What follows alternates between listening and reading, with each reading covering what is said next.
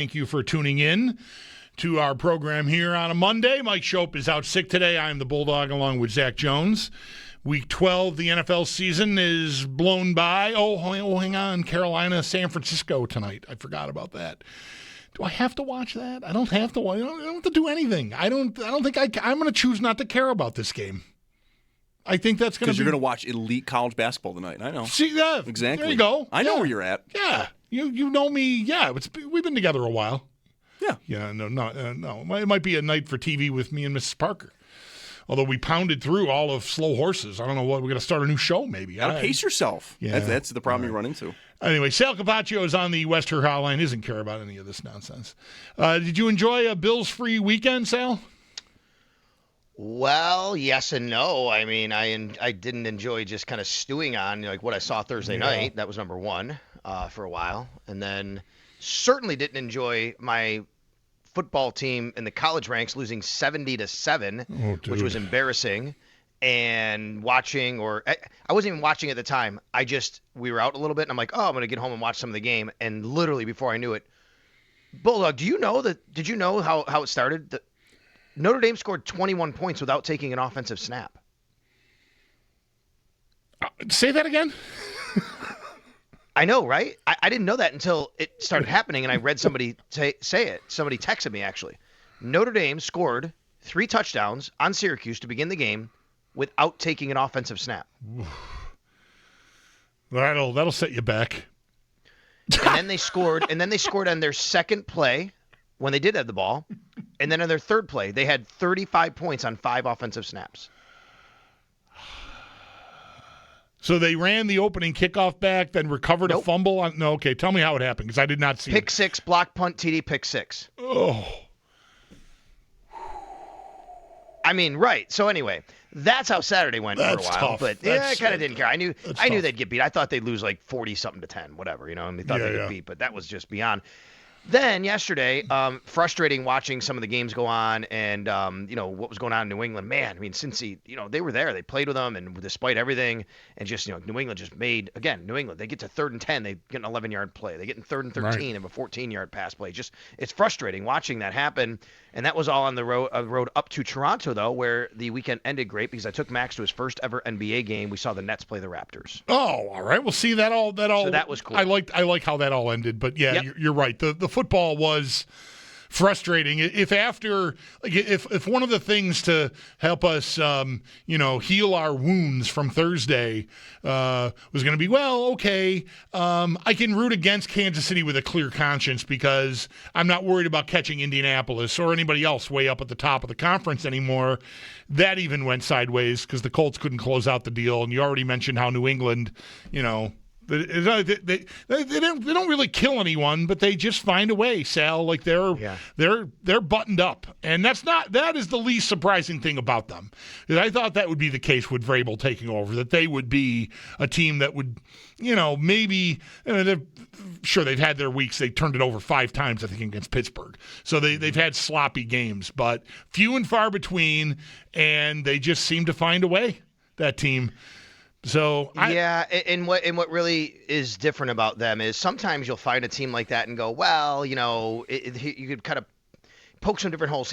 They have a good quarterback, though. They have a really good quarterback. Right. That's the difference, right? And he's ascending, and he's in his second year, and they're doing it even when he's not great, but he's been really, really good, obviously, this year. And they're still finding a way here and a way there. And a lot of times it's like, I think about the Colts for this. Like, what is really Daniel Jones, right? They're finding a way. And they won a lot of games, but it's like, they got Daniel Jones. I don't feel that way about Drake May. Drake May is really good, and he's going to be around a while. And he's got the perfect offensive coordinator for him. I'm not a big fan of Josh McDaniels, especially as a head coach, but he's done a really good job there. And I think coaching under Vrabel and coaching Drake May, it's just worked. Now, I also think that they do have a limited roster in some capacity, and they are connecting on a lot of, deep shots, and that I think is maybe not sustainable. They also haven't been totally hit with the injury bug until now. They're starting to. They're losing. They just lost a starting guard and Will Campbell, their starting left tackle, going forward here for a little while. So, we'll start to see, how that looks for them. Did you get any anywhere thinking about what happened on Thursday and how it happened and like anything to make you feel better? My biggest question still, my biggest frustration, and I got into it again with Ross Tucker. I didn't wake up thinking about this today, but talking to him sort of jogged it because his biggest takeaway from the game was the same as mine, which was, how did I not realize when my tackles were in so much trouble that they needed help, and why didn't I get them some help? That still is, like, I know you're in tough when you have to end up there, but it seemed like the Bills acted as though what was happening wasn't happening. Yeah, I could get there a little bit. I think it's I think as the game is going on, though, you're trying in certain situations to do your best to still move the ball and say, okay, well, yes, that's happening. What can we do to mitigate it? It doesn't always have to be giving them help. Could it be quicker passes? Right. Could it be better decisions by your quarterback? It doesn't always have to be max protect and keep them in, because the problem with that is, as you know, you start max protecting, that's less people in the route, and you're already having enough people in the route where they're already covering all of them. Right. And I think that's the biggest thing for me. Josh Allen had a lot of time to throw. Now, granted, some of that is him scrambling around baked into all of that.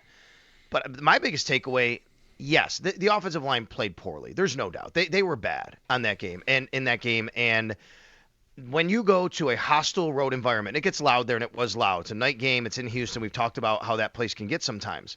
I think you compound it with, okay, you're there. It's really loud. You're getting a play call in late. Josh talked about that after the game on the 4th down. Now you go to the line. It's hard to make checks. You're trying to do that. The play clock is running down. And now you get to, okay, if you have to snap the ball kind of quicker than you want, you better have dudes that can just win, because I got to make a play here. I got to find somebody quickly because things are running down and I can't get to everything I want to get to. And they didn't have that. So now Josh has to stand there. He has to maybe step in and take longer than he wants, or he has to scramble around. And that gives those guys more chance to just pin their ears back. And I just think it's a all-encompassing problem. So, yeah, that was a takeaway. But I'm still not worried about the line overall. Now, granted, without Spencer Brown, Brian Vandenberg comes in, you still want to kind of make sure they're okay there. I'm not worried. I think the issue that goes forward is still the same issue it's been all year. It's on the outside. It's the receivers. It's not that's the bigger issue to me, which compounded the problem with the offensive line on Thursday. Yeah, I still am at really the offense is the thing that concerns me, which is weird because, like, that's the thing you could have faith is going to just get figured out because they've got Josh Allen, and that's such a great, that's just a great equalizer to have that piece. But really, Sal, the games they've lost this year, like, I know the defense is culpable in certain ways, like the first half against Atlanta was really, really bad, but they still lost that game 24-14. I scored 14 points against Atlanta and lost by 10, right? I scored 20 in a loss against New England, only 13 against Miami. That was 16-0 into the fourth quarter. It's not like I was getting boat raced that whole day. It got crooked late with those two big Achane runs. And then, Thursday night I scored 19. It gets really weird to me. 12 really on offense. Right. Thank you. 12 on offense. For all the complaining we've heard over the years about the run defense and just McDermott's defense in general, and I'm not here to say like that all needs to be undone and none of it is warranted. The offense has been the culprit, I would say, in the games they've lost this year. They've underperformed in the games they've lost. 100%. Look at their losses and the scores. The Bills have scored 20, 14, 13, and then 12 on offense, 19 total. In their wins, 41, 30, 31, 31, 40, 28, 44. It's feast or famine is what it is. That's what it really comes down to. It's feast or famine.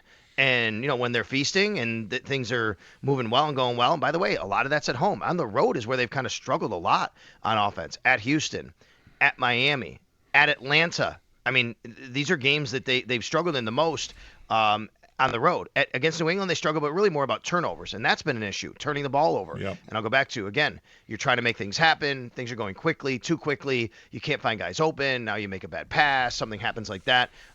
So I think that's part of the reason why they've had turnovers. I know the defense hasn't been great this year. I know the run defense numbers are what they are, and it's terrible, and they need to be better there, and we all recognize that, right? The Houston Texans had 60 yards of offense in the second half. Right. The Atlanta Falcons were pretty much shut down in the second half.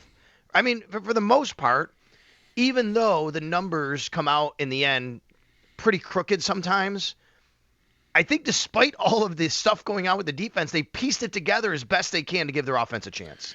That is absolutely where I'm at here. 12 weeks and 11 games into the season here. Sal Capaccio on the West Her Hotline with me here on WGR. The Bills have a little bit of a different schedule this week. Normally we hear from everyone, coach, coordinators, on a Monday after a game, but they did all that on Friday, so we won't hear from them again until Wednesday. And, the last update on Friday, sounded pretty dire about a couple guys, Spencer Brown and Terrel Bernard. There was, talk about we'll see about IR, which would mean 4 weeks. And Sal, I'm not assuming this team can just sort of coast to a wild card, but maybe settling for that in the overall might be best for their health. They might have the luxury. That's a sloppy way to put it. I'm just wondering if they'll be tempted to just try to get as healthy as they can for January, sort of being resigned to their fate of not catching New England.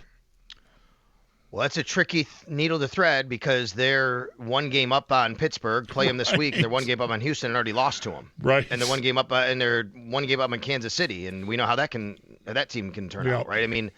So I don't know. Yes, I think that is the goal, to be as healthy as possible, and I actually think they've been doing that all year, being as healthy as possible. But man, you start thinking about it like that, you could be danger territory because while that's probably right, Bulldog, mathematically you look at it and say, not sure if you can win the division. I don't think they could resign themselves to thinking that way right now because, if they beat the Steelers on Sunday and then the Giants, who, by the way, took the Lions to overtime, right? Right. If the Giants do beat the Patriots on Monday night, which is possible, now suddenly again you're, back to a game and a half back. You play them, and then, the Patriots still have to play the Ravens later. I think there's still too much football to start thinking that way. Maybe you get to 2 weeks left, 3 weeks left, and the door is shut kind of. Then you have to start kind of really evaluating that. But man, this is a massive game. If they lose this game, they're on the outside looking in, and they do not have tiebreakers. The reason why they're in 7th right now with 2 teams ahead of them they haven't played, Jacksonville and the Chargers, because they don't have those teams have a better conference record.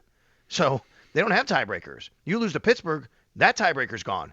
Houston tiebreaker's already gone. You have beaten Baltimore, which is good, but Baltimore's going to win the division probably now, so that doesn't matter. You need to beat Pittsburgh because whichever team doesn't win that division, you could very well be tied for them. And then conference record, it's going to be very interesting because, again, Chargers, Jaguars, Chiefs, you have them head-to-head. Once you start talking about 3-4 teams tied, that's where you go to that conference record, even if head-to-head you beat them.